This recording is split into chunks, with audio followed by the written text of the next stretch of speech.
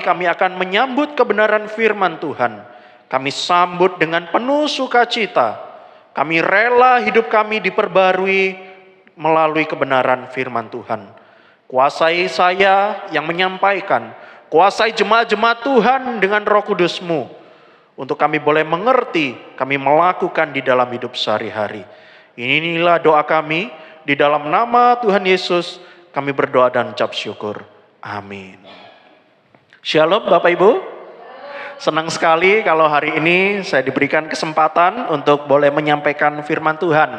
Dan beberapa waktu yang lalu saya dihubungi oleh Pak Yohanes. Ya. Satu hal yang tidak kebetulan kalau nama saya juga adalah Yohanes. Gitu ya. Sama-sama Yohanesnya, tetapi belakangnya yang beda. Gitu ya.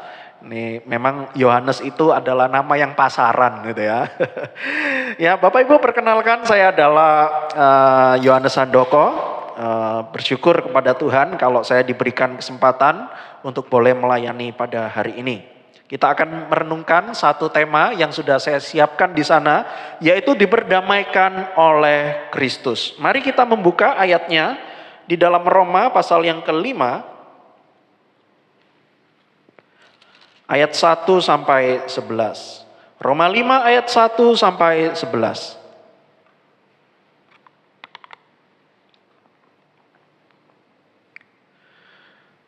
Ya, kalau sudah ketemu, kita akan baca langsung di dalam fokus ayatnya. Di dalam ayat 8 sampai 11. Nah, nanti kalau Bapak Ibu di rumah boleh membaca langsung satu perikopnya. Gitu ya. Tetapi hari ini kita akan langsung fokus di dalam ayat 8 sampai ayat 11. Kalau Bapak Ibu sudah menemukan, saya akan bacakan bagi kita semuanya. Akan tetapi Allah menunjukkan kasih-Nya kepada kita oleh karena Kristus telah mati untuk kita ketika kita masih berdosa. Lebih-lebih karena kita sekarang telah dibenarkan oleh darah-Nya, kita pasti akan diselamatkan dari murka Allah. Sebab jikalau kita ketika masih seteru diperdamaikan dengan Allah oleh kematian anaknya, lebih-lebih kita yang sekarang telah diperdamaikan pasti akan diselamatkan oleh hidupnya. Dan bukan hanya itu saja, kita malah bermegah dalam Allah oleh Yesus Kristus Tuhan kita, sebab oleh Dia kita telah menerima pendamaian itu. Amin. Demikianlah firman Tuhan. Saudara sekalian, kalau kita melihat ayat gambar ini, nah ini ya. Saudara sekalian, saya ingat Januari tahunnya lalu, saya dipercaya di dalam satu pelayanan gereja secara full time, itu menjadi pembina sekolah minggu, Bapak Ibu, pembina komisi anak. Saudara sekalian, mulai bulan Januari tahun 2023, itu kami memakai satu buku panduan ajar sekolah minggu, yang judulnya adalah Kenalkan Yesus Padaku. Nah, kalau ini adalah buku terjemahan, kalau di dalam bahasa Inggrisnya itu Show Me Jesus. Ya, Kenalkan Yesus Padaku. Saudara sekalian, bulan Januari tahun yang lalu itu kita para guru-guru itu mengajak anak-anak untuk sama-sama belajar mengenai 10 hukum. Nah, Bapak Ibu, ini sebuah hal yang juga tidak asing bagi setiap kita. 10 hukum. Saudara sekalian, di tengah-tengah kelas persiapan itu, saya sebagai pembinanya tentu saja harus membaca terlebih dahulu satu buku full itu, supaya paling tidak saya mengerti, untuk saya boleh bagikan kepada guru-guru sekolah minggu, lause-lause sekolah minggu, kalau di gereja saya, asal saya itu ya, lause-lause sekolah minggu, untuk mereka bisa menyampaikan dengan baik, dengan sederhana kepada anak-anak sekolah minggu. Gitu ya. Saudara sekalian, saya baca urutannya, tidak asing juga bagi saya untuk juga melihat bahwa ada urutannya, hukum 1, 2, 3, sampai 10 Bapak Ibu. Tetapi yang membuat menarik dan juga membuat saya kaget, yaitu ketika di bab terakhirnya, yaitu bab kesimpulannya. Saudara sekalian, yang menarik, buku ini mengatakan bahwa ketika anak-anak itu sudah bisa belajar hukum 1, 2, 3, sampai 10, mereka sudah hafal, mereka sudah ngerti isinya. Tetapi yang menarik begini Bapak Ibu, kesimpulan dari buku ini adalah sesudah anak-anak sekolah minggu itu belajar hukum 1 sampai hukum yang ke-10, tujuannya itu bukan supaya anak-anak melakukan hukum itu. Saudara sekalian, ketika saya membaca kalimat itu aneh gitu ya. Bukankah kalau guru sekolah minggu itu mengajarkan supaya anak-anak melakukan? Betul ya, setuju ya? Kita ngajar. Saya berdoa supaya apa? Supaya anak-anak bisa melakukan. Tetapi yang menarik adalah tujuannya bukan supaya anak-anak melakukan 10 hukum, bukan. Tetapi menunjukkan kalau anak-anak tidak mampu melakukan. Saudara sekalian, ketika saya membaca kalimat itu, wah, betul-betul saya disadarkan kembali, inilah inti Injil sebetulnya. Ketika kita sudah tahu hukum pertama sampai hukum yang ke-10, bukan supaya kita ini melakukan, Bapak Ibu, bukan. Tetapi supaya kita tahu bahwa saya dan kita semua yang ada di tempat ini tidak mampu melakukan. Saudara sekalian, kalau kita melihat di dalam Roma pasal yang ke-5, kita juga diberitahu betapa kita ini adalah orang-orang yang terbatas. Kita ini adalah orang-orang yang tidak mampu untuk apa? Memenuhi hukum Tuhan. Karena dikatakan adalah semua kita ini adalah orang-orang yang berdosa di hadapan Tuhan. Bahkan kalau kita melihat Rasul Paulus mengatakan di dalam Roma pasal yang ke-3, itu tidak ada seorang pun yang benar. Tidak ada yang benar, Bapak Ibu. Termasuk saya yang berdiri di depan Bapak Ibu, di atas mimbar ini, juga bukanlah orang yang benar. Karena kita semua adalah orang-orang yang berdosa. Kita berdosa, kita itu melawan Allah. Allah memberikan hukum-hukumnya, perintah-perintahnya, tetapi segala kecenderungan kita adalah selalu melawan Allah. Saudara, itulah yang kita lakukan. Sehingga benarlah apa yang dikatakan Paulus di dalam ayat yang kita baca ini. Status kita ini dulu, sebelum diselamatkan oleh Tuhan Yesus, kita ini adalah seterunya Allah. Kita ini adalah musuhnya Allah. Saudara sekalian, di sini siapa yang senang sekali cari musuh? Siapa? Kayaknya enggak ada gitu ya. Kita pindah satu gereja ke gereja yang lain. Supaya apa? Supaya pencari musuh. Supaya koleksi musuh saya itu tambah banyak. Wah, itu cilaka sekali kalau seperti itu gitu ya. Saudara sekalian, adalah sebuah hal yang tidak enak ketika kita punya musuh sesama manusia. Tidak enak, Bapak Ibu. Tetapi coba bayangkan musuh kita. Kita ini adalah musuh Allah. Tidak enak, Bapak Ibu. Kita ini adalah musuh Allah. Tetapi memang itulah yang Alkitab katakan kepada semua kita. Sehingga kita akan ditimpa oleh murka Allah.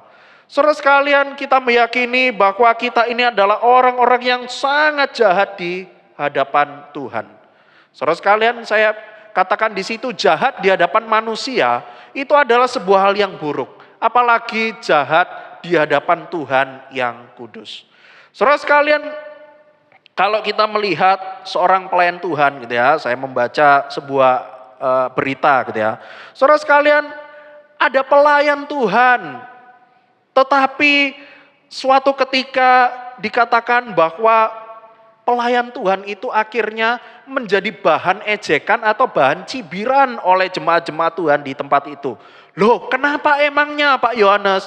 Iya, karena setelah diketahui bahwa dia ini adalah aktivis di sebuah gereja, tetapi ternyata dia itu punya will gitu ya.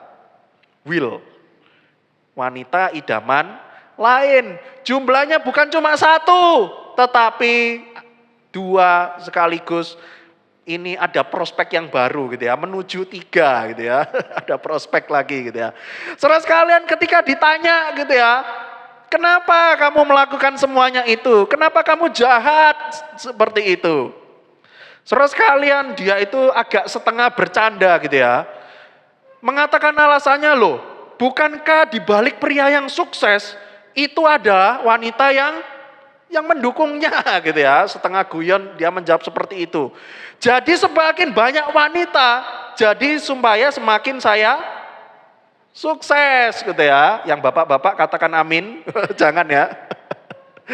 Saudara sekalian, kita begitu banyak menemui ada begitu banyak orang-orang yang jahat kepada manusia yang lain. Tetapi kita melihat bahwa hidup kita, keadaan semua kita, itu jauh lebih buruk dari semuanya itu. Kita ini melakukan apa yang jahat di mata Tuhan. Semua kecenderungan hidup kita adalah tidak menyenangkan Allah. Segala kecenderungan hidup kita itu adalah ingin melawan Allah. Saudara sekalian, itulah yang dikatakan oleh Alkitab. Betapa buruknya saya, betapa buruknya kita semua di hadapan Tuhan. Kita tidak mampu menuruti segala apa yang Tuhan inginkan untuk kita bisa lakukan. Saudara sekalian, kalau kita melihat dengan permasalahan-permasalahan seperti ini, yang namanya orang dapat masalah, melakukan masalah, butuh yang namanya jalan keluar, bukan? Saudara sekalian, dunia ini menawarkan beberapa jalan keluar. Kita tahu kita ini berdosa, kita tahu perbuatan kita ini adalah jahat. Maka butuh solusi kan? Maka butuh jalan keluar, bukan? Saudara sekalian, dunia menawarkan beberapa jalan keluar seperti ini. Oh, mungkin jalan keluarnya supaya saya bisa menyelesaikan kejahatan-kejahatan ini, yaitu dengan melakukan hukum Taurat. Hukum diberikan supaya apa? Supaya tahu, oh aturannya ini. Sehingga saya bisa melakukan semuanya itu, masalahnya beres. Harapannya seperti itu Bapak Ibu. Tetapi bukankah Alkitab juga mengatakan semakin banyak aturan, semakin banyak yang dilanggar. Saudara sekalian, siapa di sini di antara semua kita yang ingat pada masa-masa zaman sekolah dulu, tidak pernah sekalipun telat datang ke sekolah? Ada di sini yang dari TK sampai SMA? Satu kali pun tidak pernah telat. Ada? Guyu semua gitu ya. Saya yakin paling tidak minimal satu kali kita telat gitu ya. Itu melanggar aturan atau enggak Bapak Ibu? Saudara, dari TK sampai SMA itu kan ribuan hari kan. Tetapi satu saja kita tidak mampu, kita melanggar gitu ya, kita melanggar. Maka itu adalah sebuah hal yang tidak sempurna lagi. Rekor kita terputus gitu ya. Saudara sekalian, pernahkah semua kita, di antara kita, itu telat ke sekolah lebih dari 100 kali ada? Wah, yang ketawa itu lebih dari 100 kayaknya. Dihitungi satu-satu gitu ya. Saudara sekalian, kalau kita melihat, aturannya jelas, tidak boleh telat ya. Maksimal jam 7, setelah itu pintu gerbang ditutup. Lalu aturannya makin banyak lagi. Artinya apa? Probabilitas untuk murid melanggar itu makin besar, makin banyak. Saudara sekalian, karena itu hukum Taurat tidak mungkin menjadi solusi bagi setiap kita. Karena semakin banyak hal-hal yang diatur, maka karena keterbatasan dan kelemahan manusia, maka sebetulnya makin banyak yang dilanggar. Jadi hukum Taurat tidak bisa menjadi solusi.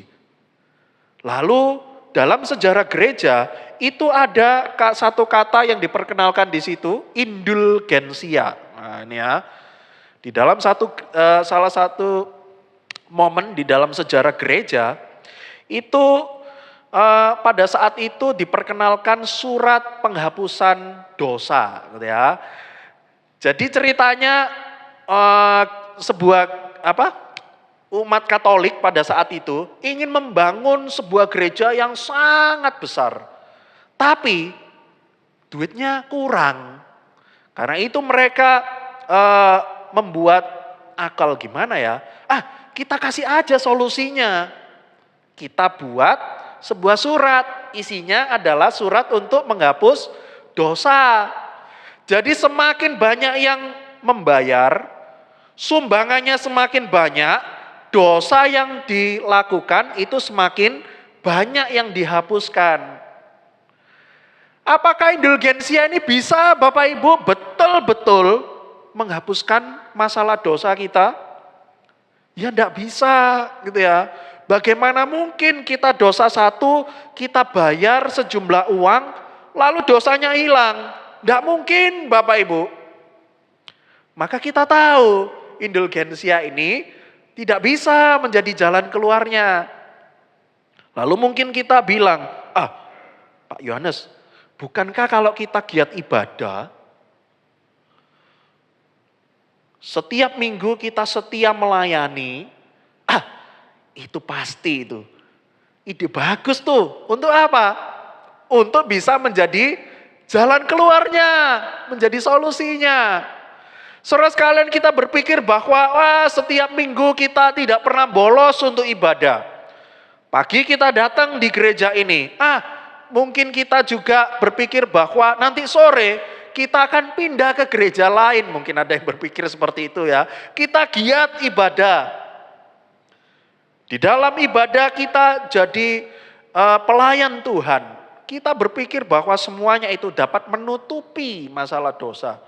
Saudara sekalian, ternyata Alkitab juga sekali lagi mengatakan, tidak bisa Bapak Ibu, tidak bisa, betul-betul tidak bisa. Lalu juga kita berpikir, persembahannya kalau banyak seperti tadi, lalu juga kita berbuat baik, senang menolong sesama.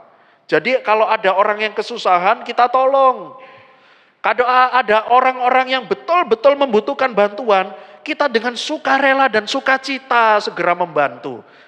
Mungkin dengan itu perbuatan-perbuatan baik saya, itu bisa menjadi jalan keluarnya.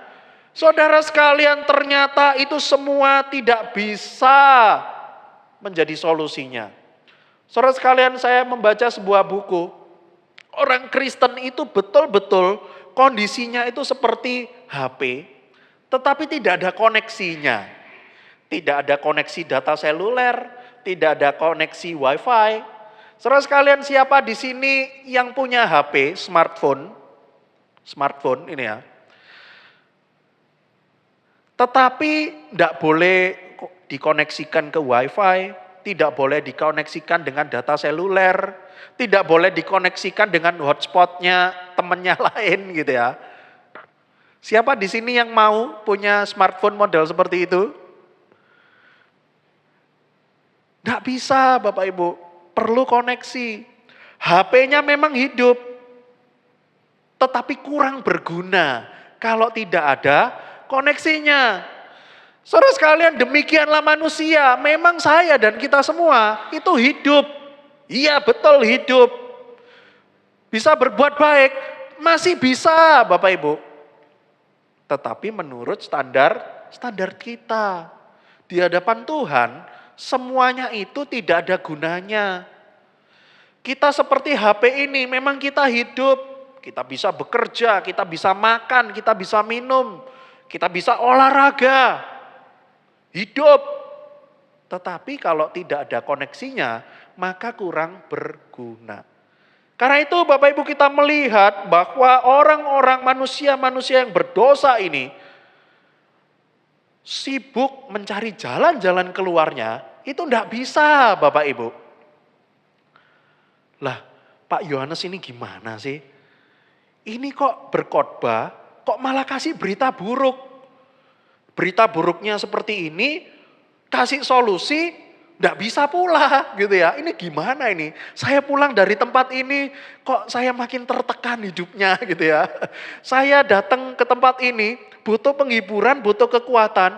Kok saya malah pulang dari tempat ini kok malah saya penuh celaka gitu ya. Saudara sekalian, khotbahnya tidak sampai di sini, bukan. Saya kasih berita baiknya, yaitu ini Bapak Ibu. Saudara sekalian, yang menjadi kekuatan dan penghiburan bagi saya dan kita semua, ini adalah karena Allah yang memberikan solusinya, memberikan jalan keluarnya. Apa itu Pak Yohanes jalan keluarnya?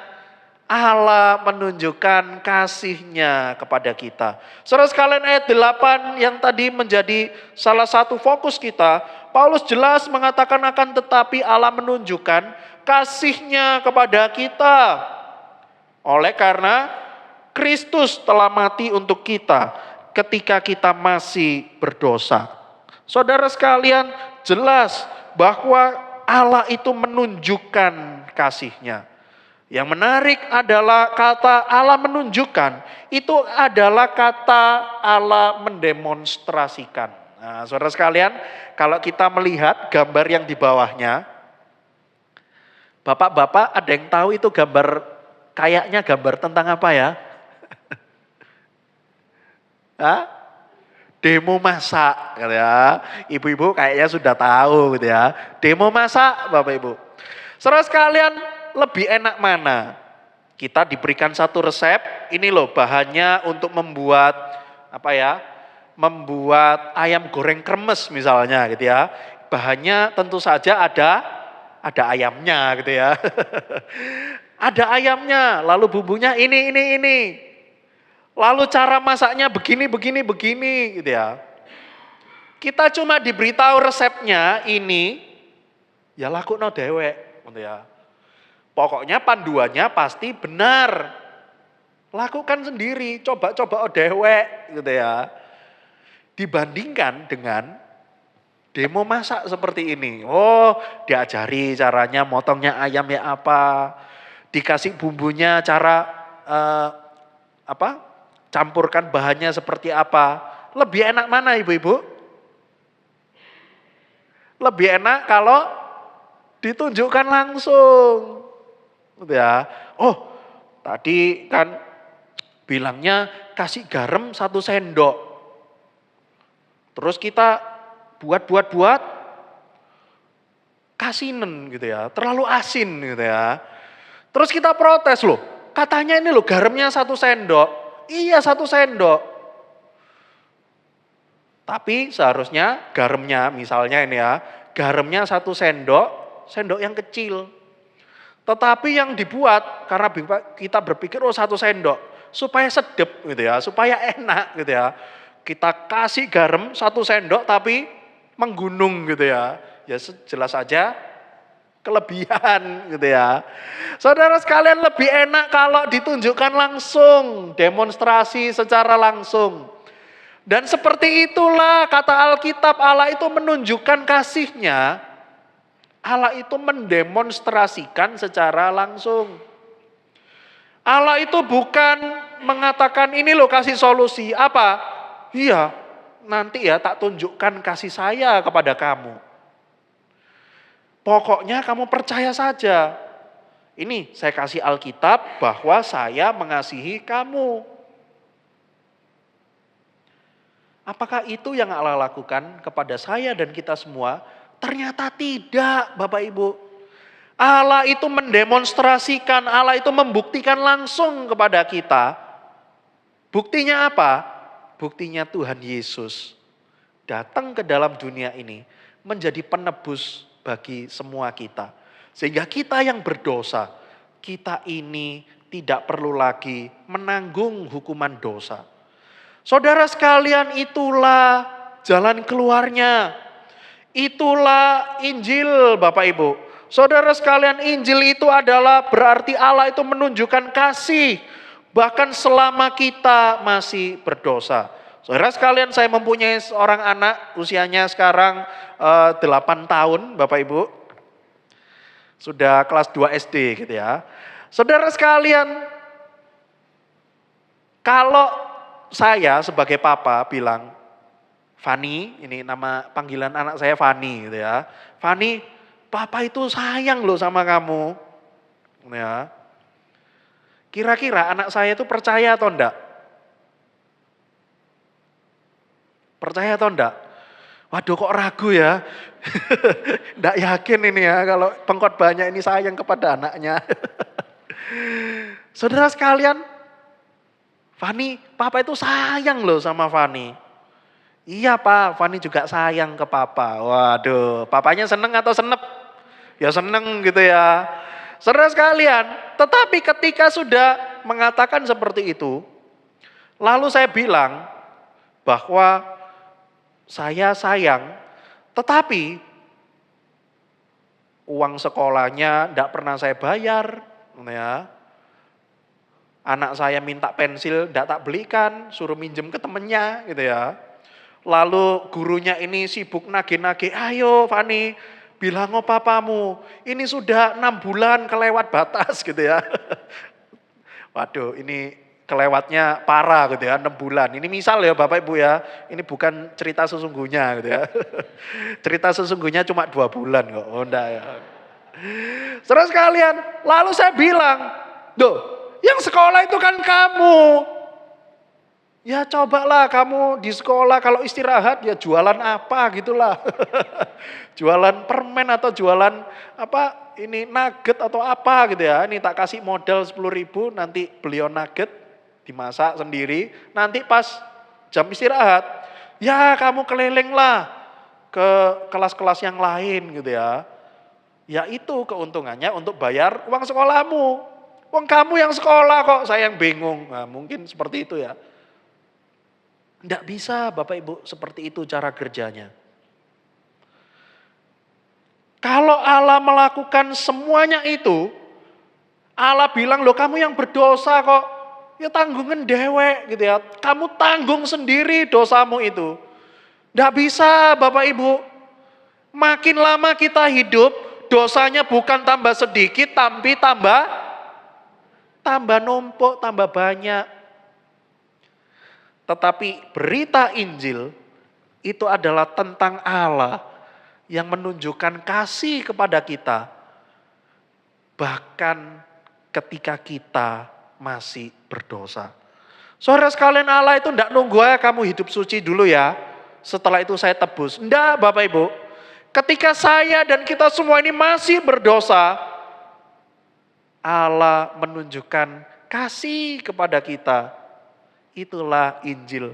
Saudara sekalian Injil itu juga berarti bahwa Allah itu tidak menunggu kita ya, suci dahulu baru kita memperoleh kasih. Saudara sekalian sering di antara kita itu yang menjanjikan kepada anak, ayo ya kalau kamu dapat nilai 100 nanti papa ajak main ke time zone misalnya ya. Saya bukan sales time zone ya Bapak Ibu ya. Misalnya seperti itu. Lalu anaknya kumpulkan. Lalu lihat. Loh kok cuma dapat nilai 50. Jelek ini nilainya. Berarti karena tidak dapat 100. Kamu tidak jadi diajak ke time zone. Jadi untuk diajak bermain. Itu nunggu kalau ulangannya dapat nilai 100. Kalau sempurna dulu, baru tak ajak. Kalau belum 100, enggak tak ajak. Saudara sekalian, satu kali gitu ya. Misalnya ini ya, dapat nilai 70.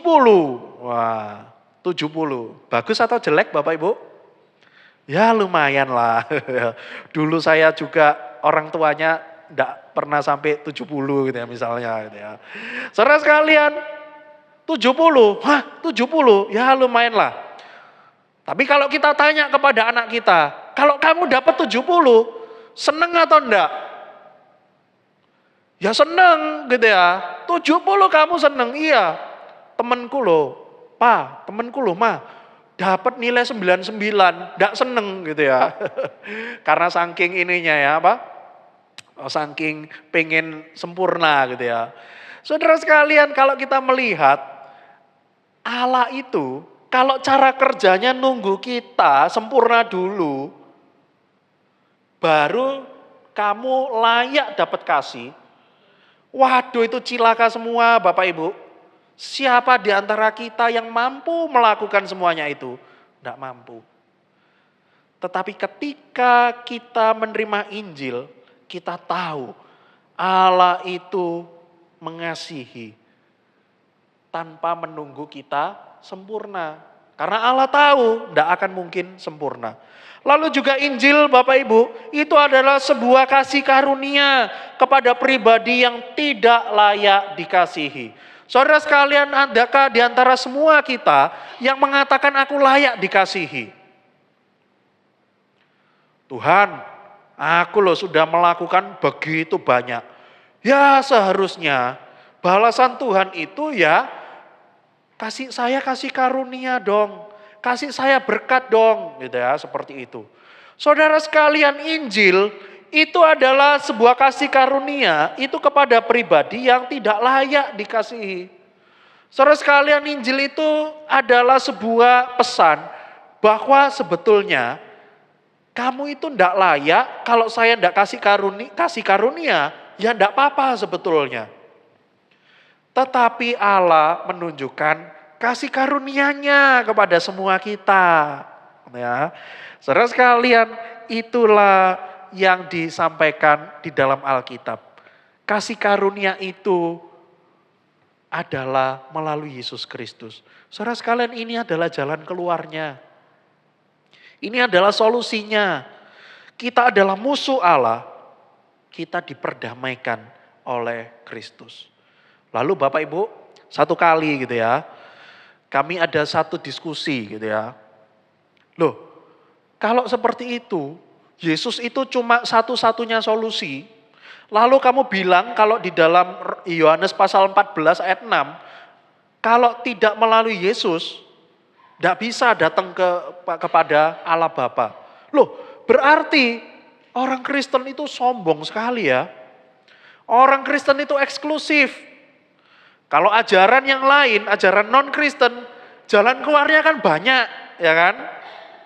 Berarti kalau tidak bisa cara ini, ya masih ada serepnya, gitu ya. Masih ada cadangannya. Kok kamu sombong sekali? Kamu orang Kristen itu eksklusif ya. Kamu orang Kristen itu arogan sekali ya. Mengatakan kalau hanya di dalam Yesus, satu-satunya jalan. Tidak ada yang lain, cuma melalui Yesus. Saudara, kalau kita ditanya seperti ini, saya mau tahu, jawab kita apa ya? Mungkin bingung, waduh iya ya, saya ini arogan berarti ya. Ada Bapak Ibu jawabnya apa kira-kira?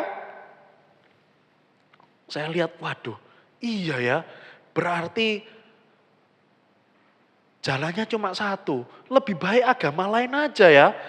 Jalannya banyak gitu ya. Saudara sekalian mungkin kita bingung ya, ini mau jawab apa gitu ya. Saudara sekalian, justru ketika kami diskusi teologi gitu ya, justru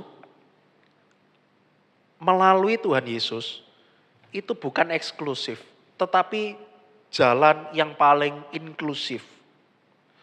Artinya bagi semua orang itu bisa. Karena apa? Percaya kepada Tuhan Yesus, bisa semua. Loh kok bisa dibalik seperti itu? Coba ya, nih kasih ini ya, kasih perbandingan gitu ya. Bapak Ibu ada ajaran lain yang mengatakan kalau bisa selamat, itu harus nahan lapar dan haus, artinya puasa. Coba ya, saya tanya, saudara sekalian, kalau jalannya bisa ke surga lewat menahan nafsu makan, menahan nafsu minum, dan sebagainya. Coba ya saya tanya, kalau syaratnya seperti itu eksklusif namanya. Karena apa? Coba bayangkan, di sorga itu ada enggak orang yang punya sakit asam lambung? Ngerti ya maksudnya ya? Ngerti ya? Artinya apa? Lah kalau caranya seperti itu eksklusif. Karena apa?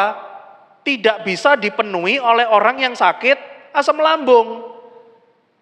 Lah, saya punya asam lambung, gimana caranya puasa gitu ya. Ini malah makin sakit saya ini gitu ya. Lalu ya perbandingan lagi ya. Ada agama-agama atau ajaran-ajaran lain yang mengatakan kamu selamat kalau nanti ketika kamu mati, jenazahmu itu didoakan oleh orang yang masih hidup. Saya tanya ya, itu eksklusif kamu. Berarti kalau cara kerjanya seperti itu, berarti yang ada di sorga nanti adalah orang-orang yang sudah menikah dan punya anak gitu ya. Lah gimana nasibnya gitu ya, ini nasibnya gitu ya. Bagi orang-orang yang tidak punya teman, orang-orang yang tidak menikah, orang-orang yang tidak punya keluarga, siapa yang mendoakan jenazahnya? Kalau benar caranya seperti itu. Saudara sekalian, itu jauh lebih eksklusif sebetulnya. Cara ini adalah cara yang bisa dipenuhi oleh semua orang. Orang yang sakit asam lambung bisa tidak percaya kepada Tuhan Yesus? Bisa. Orang yang tidak menikah bisa tidak percaya kepada Tuhan Yesus? Bisa. Saudara sekalian, apa yang dikatakan Alkitab ini sebetulnya adalah berita yang menghiburkan saya, menghiburkan kita semua. Karena apa yang dikerjakan Allah itu betul-betul Allah yang mengerjakan kepada semua kita. Saudara sekalian, hal itu juga dipertegas dengan apa yang dialami oleh Paulus sendiri sebagai penulis surat Roma. Saudara sekalian, kita tahu bahwa Paulus itu hidupnya sebelum ditangkap oleh Tuhan adalah seorang yang begitu jahat. Di dalam surat 1 Timotius bilang, di antara semua rasul, aku yang paling berdosa. Paulus sadar, Bapak Ibu, dirinya ini adalah orang yang berdosa. Tetapi bagaimana mungkin dia orang yang berdosa bisa menuliskan pesan seperti ini? Karena terlebih dahulu Allah sudah memberikan kasih karunia-Nya kepada Paulus. Lalu Paulus di dalam surat Galatia bilang bahwa hidupnya itu bukan untuk dia lagi, tetapi bagi Kristus yang hidup di dalamnya. Saudara sekalian, ini adalah sebuah kesempatan bagi kita semua juga. Kesempatan itu digambarkan seperti ini ya, seperti ini, gambar ini. Saudara sekalian, di dalam mitologi Yunani, itu ada satu dewa yang namanya adalah dewa Kairos, dewa kesempatan. Saudara sekalian, mitologi Yunani ini percaya bahwa jikalau ada sebuah kesempatan, dewa Kairos ini lewat, harus segera ditangkap. Karena kesempatannya cuma sekali saja. Saudara sekalian, mereka percaya, ini cerita mitologi aja ya. Mereka percaya kalau Kairos ini lewat, dewa kesempatan itu lewat, harus segera ditangkap. Karena apa? Kalau tidak segera ditangkap, ditunda-tunda, kita mau raih, tidak bisa. Karena apa? Karena belakangnya botak gitu ya. Kalau masih sejajar kesempatannya, kita tangkap bisa, ada rambutnya, kita jambak, kita raih bisa. Tetapi kalau kesempatan itu sudah lewat, kita mau tangkap, tidak bisa, licin gitu ya, merucut gitu ya. Kalau orang Surabaya bilang itu merucut gitu ya. Karena sudah lewat. Saudara sekalian, Allah itu baik kepada setiap kita. Karena setiap hari Tuhan selalu memberikan kita kesempatan menikmati kasih karunia Allah. Saudara, itulah Injil. Bahkan bagi saya dan kita semua yang sebetulnya tidak layak, kesempatan itu terus-menerus berulang kali diberikan. Sehingga kita setiap hari juga merasakan kasih karunia Allah. Saudara sekalian, apa aplikasinya kepada untuk bisa kita lakukan? Saudara sekalian, apa wujud kasih kita kepada Tuhan? Ketika kita sudah tahu kita menerima kasih karunia, wujudnya apa? Saudara sekalian, kalau kita melihat apa yang menjadi wujud kasih kita, itu bukan supaya kita selamat, bukan. Wujud kasih itu kita tunjukkan kepada Tuhan, bukan supaya kita selamat, tetapi bukti kalau kita sudah diselamatkan. Apa itu? Nah, ini adalah hal-hal yang praktis gitu ya. Hidup damai bersama orang lain.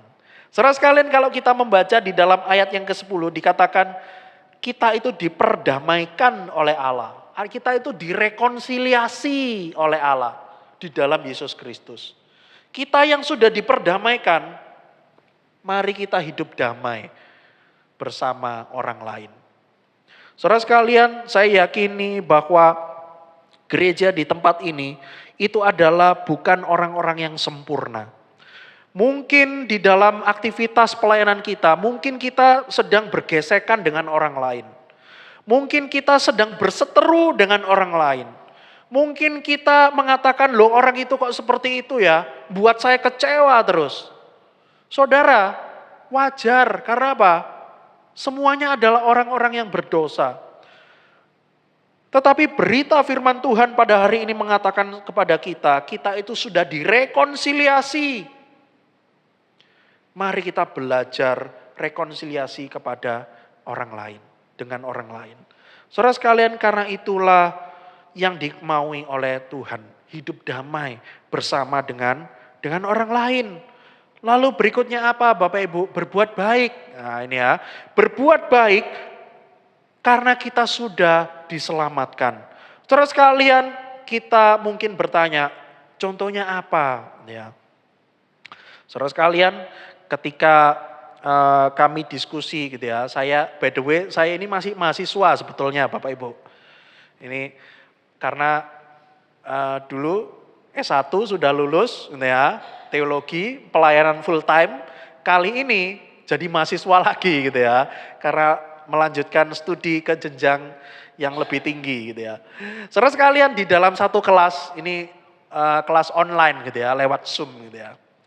Saudara sekalian, kita itu diskusi mengenai gereja gitu ya, perkembangan gereja. Saudara sekalian, yang menarik ketika kita diskusi melalui panggilan gereja di dalam dunia ini, seringkali tugas gereja salah satunya yang lupa itu adalah mengenai pelayanan sosial, diakonia. Saudara sekalian, seringkali gereja itu hanya melayani firman Tuhan, melayani pemberitaan firman Tuhan. Jadi semuanya, jemaatnya itu full kepalanya gitu ya. Ini diskusinya. Lalu seringkali kepalanya full oleh pengajaran firman Tuhan atau pengetahuan-pengetahuan yang banyak, tetapi handnya, tangannya ini kosong. Headnya penuh, heartnya penuh, hatinya penuh, handnya kosong. Loh kenapa? Iya, seringkali gereja itu lupa melayani secara sosial. Gereja itu lupa bahwa di tengah-tengah jemaat itu ada begitu banyak orang itu yang kesulitan di dalam membeli beras. Ketika lihat warga-warga di sekitar gereja, kita lupa bahwa seringkali kita punya tetangga di sebelah gereja, itu uang sekolahnya belum bisa terbayar. Uang sekolah anaknya itu belum bisa terbayar. Saudara sekalian, handnya, tangannya itu lupa untuk apa? Menyalurkan kasih. Saudara sekalian, perlu tidak gereja itu berbuat baik? Orang percaya berbuat baik perlu atau tidak? Perlu. Tetapi bukan supaya kita itu mencari selamat, bukan. Kita itu berbuat baik, kita itu menyerahkan sebuah bantuan kepada orang lain adalah sebagai bukti karena kita sudah diselamatkan. Lalu aplikasi berikutnya apa Bapak Ibu? Nah, ini saudara sekalian, ini adalah foto saya ketika kuliah gitu ya. Bisa nebak foto saya yang mana? Ada? Itu yang atas itu ya. Sebelah kiri urutan kedua gitu ya. Itu foto saya. Bapak Ibu, saya sekarang ini sedang melanjutkan studi S2 saya di STT Aletea Lawang gitu ya. Ya, ini saya tidak perlu datang ke Lawang karena sistem belajarnya adalah online gitu ya. Saudara sekalian, apa yang mau saya sampaikan mengenai gambar ini? Saya mau sampaikan adalah ini adalah sebuah kesempatan yang sangat berharga bagi saya. Supaya apa? Supaya melalui jenjang kuliah saya berikutnya ini, saya bisa melayani Tuhan itu lebih efektif lagi. Bapak Ibu saudara sekalian, ini adalah sebuah harga yang harus saya bayar ketika Tuhan sudah menunjukkan kasih-Nya kepada saya. Ini adalah sebuah kesempatan yang harus segera saya raih. Kalau tidak apa, kesempatan itu mungkin tidak datang kali kedua. Loh kok bisa? Iya Bapak Ibu. Saudara sekalian, sebelum saya kembali ke Surabaya, saya asal dari Surabaya. Sebelumnya ini saya ditugaskan oleh sinode gereja saya itu melayani di kota Banyuwangi Bapak Ibu. Setelah 7 tahun saya melayani di sebuah gereja di Banyuwangi, saya ini sadar bahwa saya ini harus lanjut kuliah gitu ya. Supaya apa? Ya itu tadi, saya berpikir bahwa supaya saya lebih efektif lagi untuk melayani. Lebih luas lagi lingkup pelayanannya. Tetapi ada satu halangannya Bapak Ibu. Halangannya apa? Ada seniornya. Seniornya ini harus kuliah dulu baru juniornya gitu ya. Ada urutannya gitu ya. Mosok kamu yang paling junior melangkahi gitu ya. Masalahnya seniornya saya ini ada 2 gitu ya. Dan terus menerus menunda untuk studi. Lah kalau ini nanti 5 tahun lagi. Nanti wakilnya 10 tahun lagi. Lah saya umur piro gitu ya, kesempatannya gitu ya. Waduh, saya pikir-pikir, saya tanya ke beberapa rekan yang lain, maksudnya hamba Tuhan yang lebih senior di gereja lain. Saya tanya, lah kalau itu panggilanmu, kamu betul-betul harus lanjut lagi, ya cobalah kamu atur gimana. Kamu atur dengan keluargamu gimana, nanti ke depan mau seperti apa, ya kamu coba diskusikan gitu ya. Saudara sekalian, saya berdoa, saya bergumul, saya tanya kepada orang lain. Wah ini kesempatan yang tidak datang kali kedua gitu ya.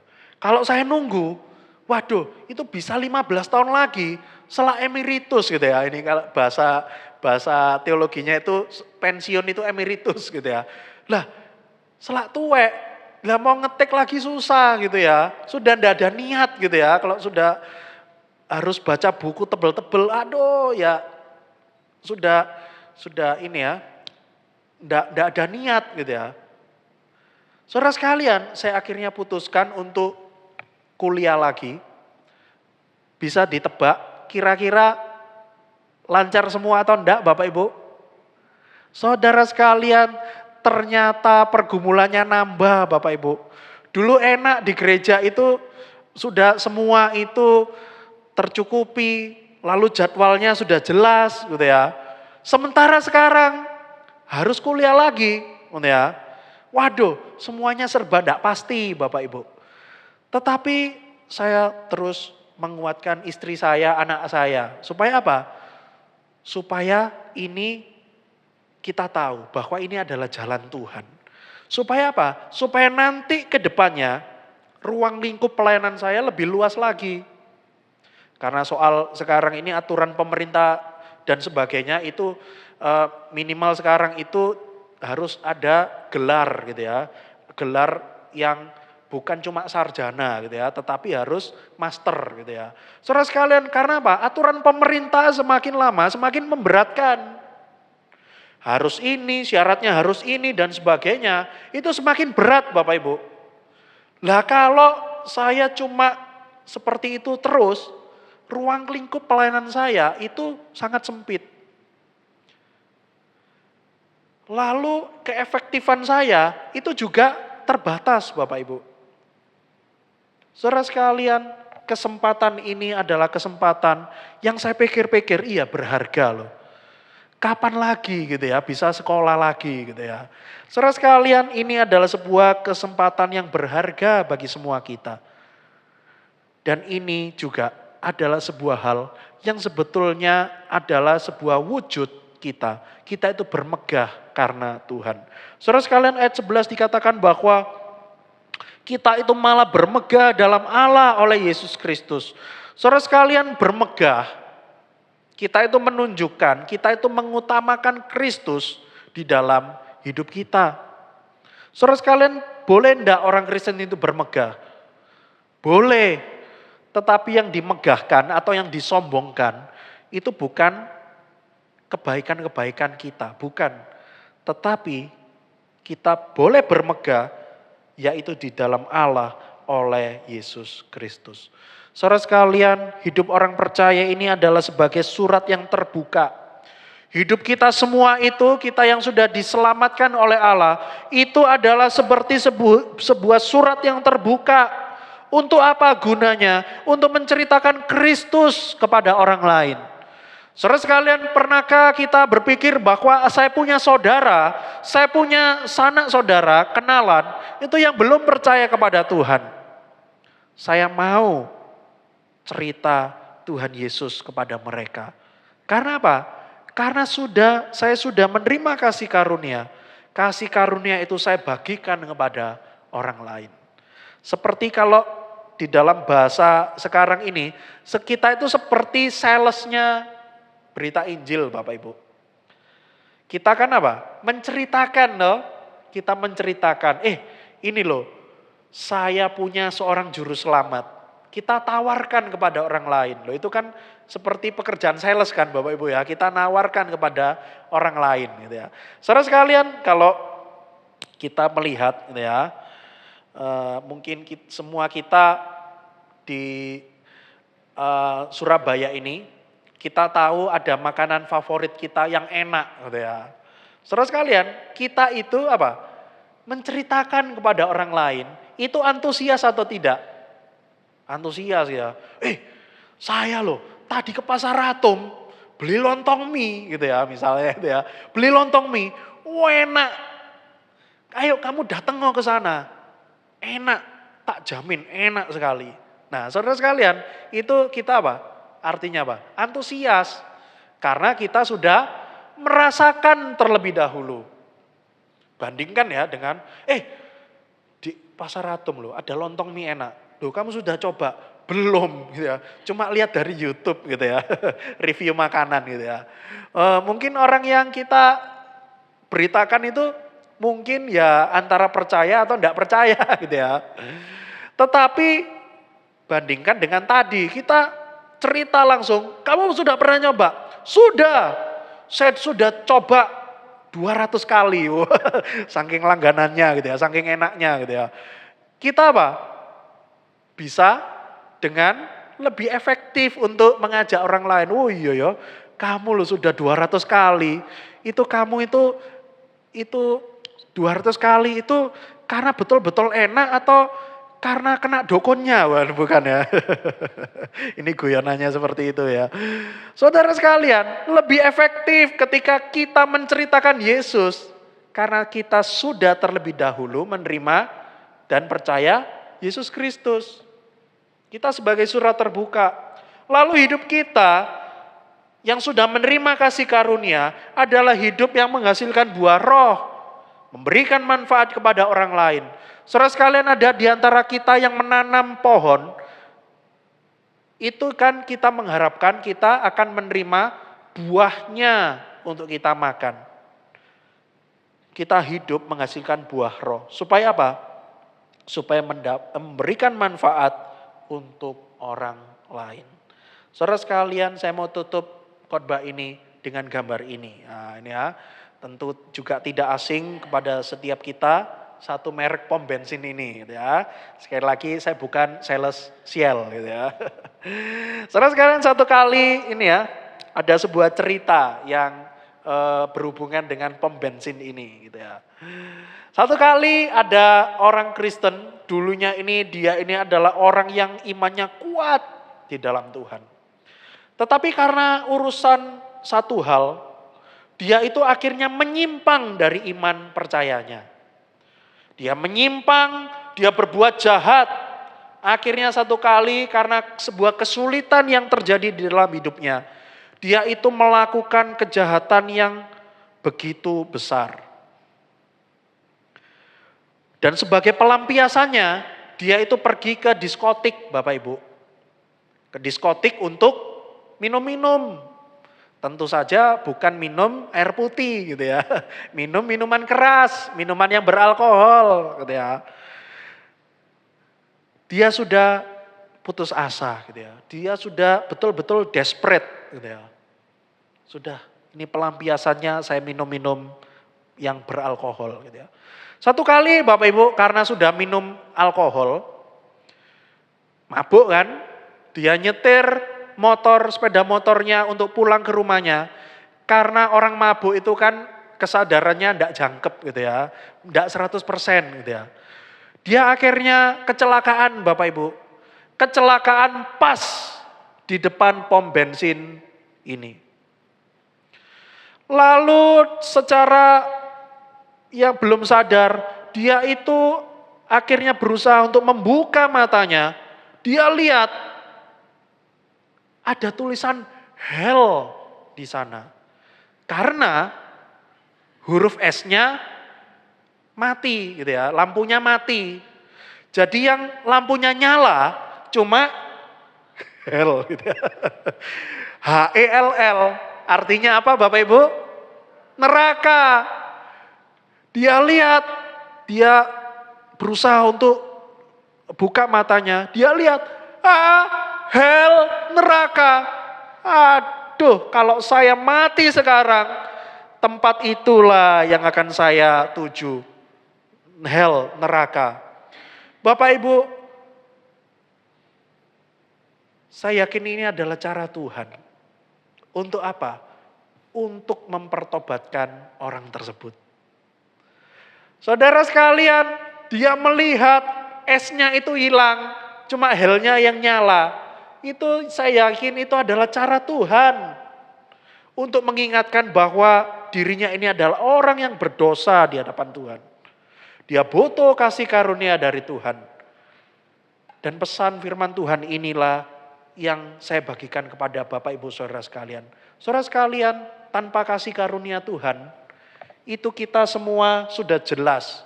Kita pasti masuk neraka semua. Kita tidak layak karena kita berdosa. Tetapi firman Tuhan pada hari ini menguatkan dan menghiburkan kita semua. Apa itu?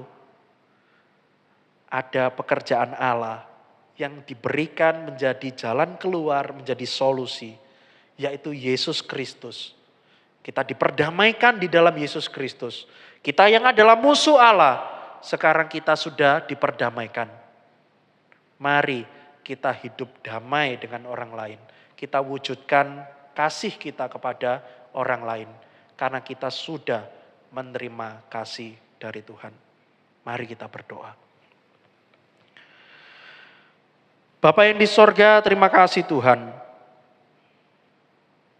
Hari ini kami sekali lagi mendengarkan firman-Mu. Mengingatkan kami semua untuk kami adalah